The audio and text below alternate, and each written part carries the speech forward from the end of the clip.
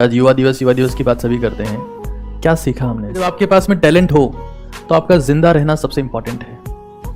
He was born in 1863 and died in 1902, just 39 years. अगर आप में टैलेंट है तो सबसे इंपॉर्टेंट है आपका जिंदा रहना। इससे इंपॉर्टेंट बात हम कुछ नहीं सीख सकते इनसे। और जिंदा रहने के लिए क्या जरूरी है आपको शायद पता नहीं होगा, but when Swami Vivekananda died he was suffering from 34 diseases. आप जिस बीमारी का नाम बोलो उनको थी। He used to sleep for hardly 3 hours, 3 घंटे सोते थे, बाकी टाइम मेडिटेट करते थे। सामान्य लोग के जन्मदिन मनाए जाते हैं, महान की जयंती बनती है। आज युवा दिवस की बात सभी करते हैं। क्या सीखा हमने इससे? जो मैंने सीखा वो मैं आपको बता देता हूं कि जब आपके पास में टैलेंट हो तो आपका जिंदा रहना सबसे इंपॉर्टेंट है। He was born in 1863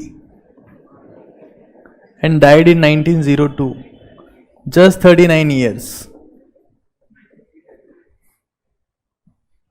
अगर आप में टैलेंट है तो सबसे इंपॉर्टेंट है आपका जिंदा रहना। इससे इंपॉर्टेंट बात हम कुछ नहीं सीख सकते इनसे।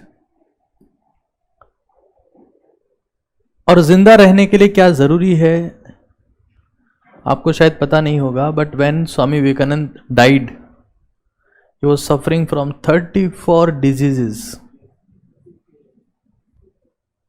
आप जिस बीमारी का नाम बोलो उनको थी। He used to sleep for hardly 3 hours, 3 घंटे सोते थे, बाकी टाइम मेडिटेट करते थे, मेडिटेशन में रहते थे। But this person was suffering from 34 diseases and he died very early.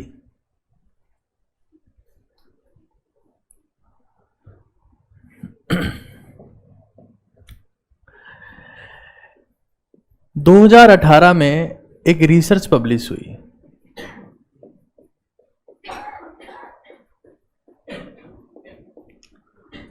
इसकी स्टडी 2 साल तक की गई और इस रिसर्च में सामने आया कि आप खुद के मैक्सिमम जेनेटिक पोटेंशियल तक कैसे जा सकते हैं। आप किस तरीके से मैक्सिमम जेनेटिक पोटेंशियल अचीव कर सकते हैं। 3 चीजें इस रिसर्च में सामने आई। तकरीबन ये रिसर्च पेपर जो पब्लिश हुआ, इसकी स्टडी 2015 में स्टार्ट हुई थी और तकरीबन 2 से 3 साल तक ये स्टडी चलती रही और फिर एक स्पेसिफिक बात निकल के सामने आई। रिसर्च की की लाइन ये थी कि अगर आप खुद की डाइट से 15% कैलोरी रिड्यूस कर लेते हैं तो आपको 3 चीजें मिल सकती है। क्योंकि विवेकानंद से अपन यही सीख सकते हैं कि जब इंसान में टैलेंट हो तो उसे मरना नहीं चाहिए। हालांकि युवा ही मर गए, that is why we are celebrating। पैदा होने के दिन मनाते हैं कि मरने के दिन?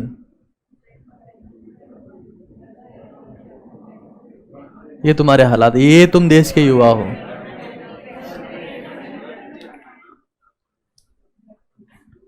जयंती कब मनाते हैं ये पता है सबको? सामान्य लोग के जन्मदिन मनाए जाते हैं, महान की जयंती बनती है।